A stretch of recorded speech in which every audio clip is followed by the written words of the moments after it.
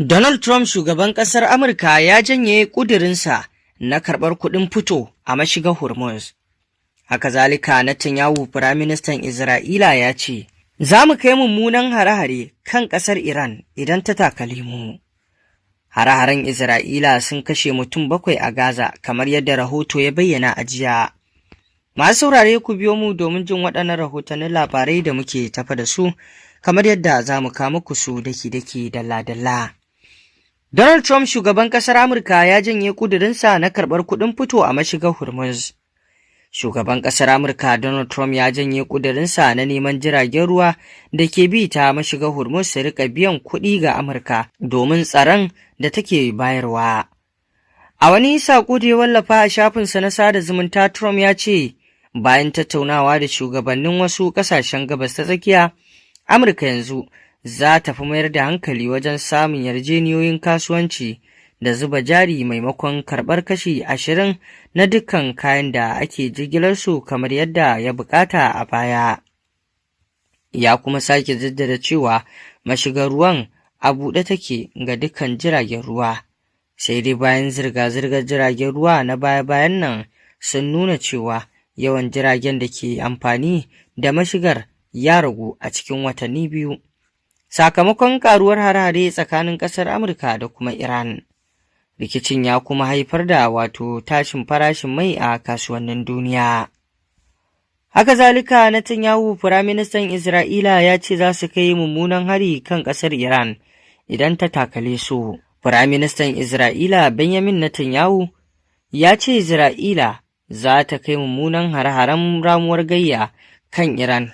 Firaministan Isra'ila Benjamin Netanyahu ya ce Isra'ila za ta kai munanan hare-hare na ramuwar gayya kan ƙasar Iran idan har ta sake ta kai musu hari. A cikin wani faifan bidiyo da ya wallafa a shafinsa na sada zumunta, Netanyahu ya ce, "Ina so in faɗa wa shugabannin Iran cewa kada su yi tunanin za a ci gaba da zaman lafiya idan suka kai mana hari." Ya ce martanin da Isra'ila za ta mayar ba zai zama irin na lokacin da Iran ta kai mata hari a baya ba, duk da cewa ya bayyana cewa martanin wancan lokacin ya riga ya kasance mai ƙarfi sosai. Lokacin da ake kai mana hari ba tare da mun mayar da martani ba ninki 2 ba, lokacin da ake kai mana hari ba tare da mun mayar da martani ninki 2 ba ya wuce. Netanyahu ya ƙara da cewa, "Muna yin wannan ne don magance shaidancin Iran, kuma za mu ci gaba da yin hakan ga dukkan wanda ya cutar da mu, sannan wannan shi ne abin da muke yi." A jiya harin Isra'ila ya kashe mutum 7 a Gaza. Hukumomin lafiya a Gaza sun ce aƙalla mutum 7 ne suka mutu bayan hare-hare da Isra'ila ta kai kan ofishin 'yan sanda a Jabaliya suka kashe a ofishin 'yan sanda a Jabaliya.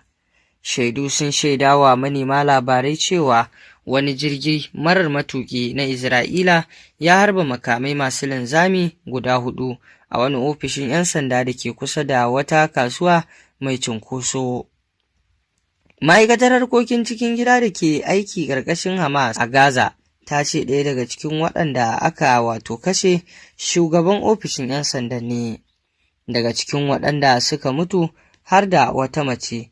Kawo yanzu dai sojojin Isra'ila ba su ce komai kan lamarin ba. To masu saurare, ƙarshen rahotannin labaran kenan kamar yadda kuka saurara. Ku ci gaba da bibiyar wannan tasha tamu domin samun rahotannin labarai kan abubuwan da ke faruwa. Mun gode.